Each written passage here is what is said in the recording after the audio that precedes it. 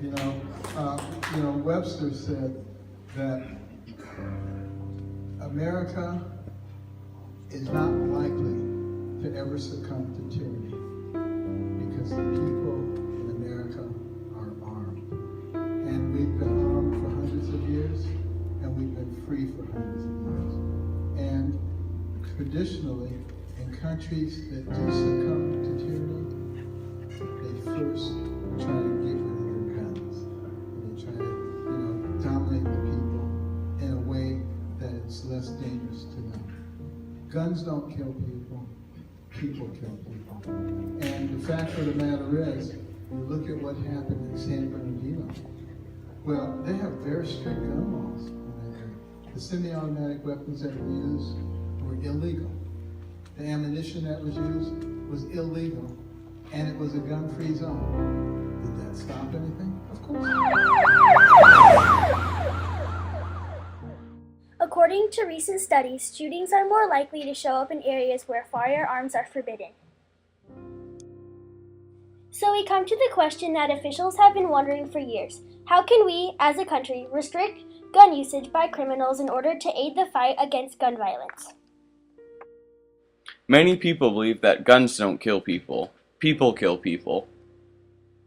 Harm somebody with a gun, but if there probably were guns, there'd be more statistics with knives. Someone's going to be fine.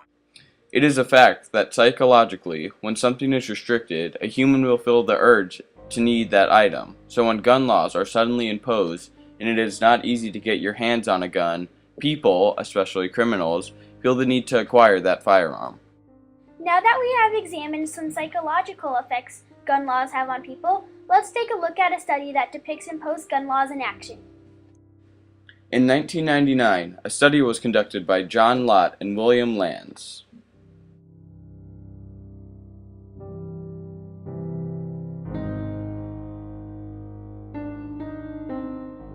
They found this to occur because when in a gun-free zone, the criminal knows that no one within the boundaries considered to be gun-free will also be armed, therefore creating a sense of security for the criminal because they now have the knowledge that no one will be equipped to fight back. Currently, there is no specific federal waiting period that states how long an individual has to wait to receive a gun. Federal law allows a gun shop to give the gun to the buyer as soon as the background check is done or after 3 days, even if the background check is not completed yet. A December 2011 poll found that most Americans want longer waiting periods on gun sales. 74% of all Americans supported prolonged waiting periods. 67% of gun owners supported it, and 47% of NRA members supported it. On the standardized software, and they check for any record of violence and so forth and so on. And I don't think if you can do that fairly quickly. I don't know if it would make much difference if you extended the time. Now for carrying.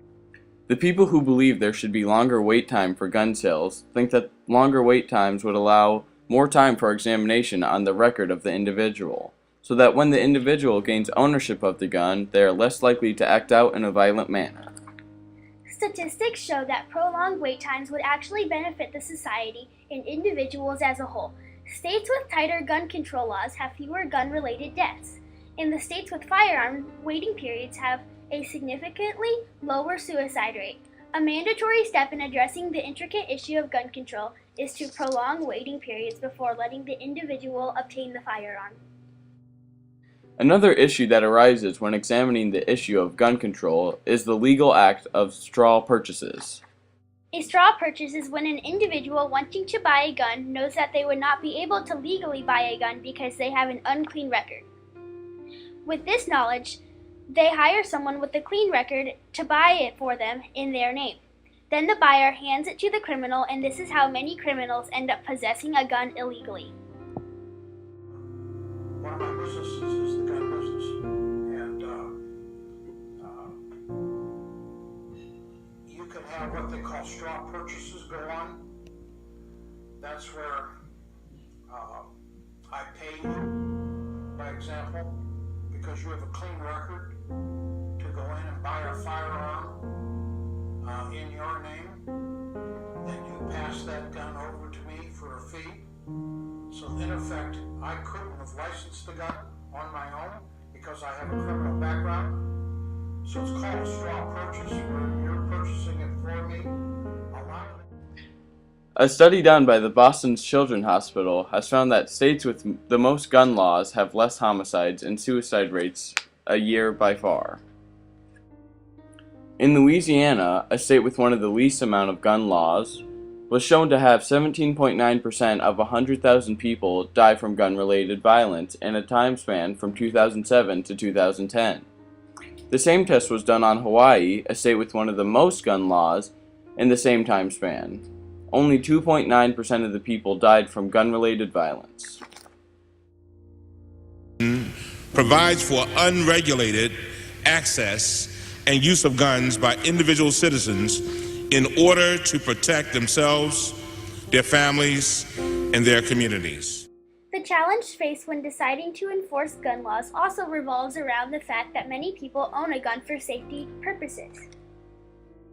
Although we are taking steps in the right direction in the fight against gun violence, we must keep a balance between keeping the citizens of the U.S. safe while still protecting the rights that the Second Amendment to the Constitution gives us.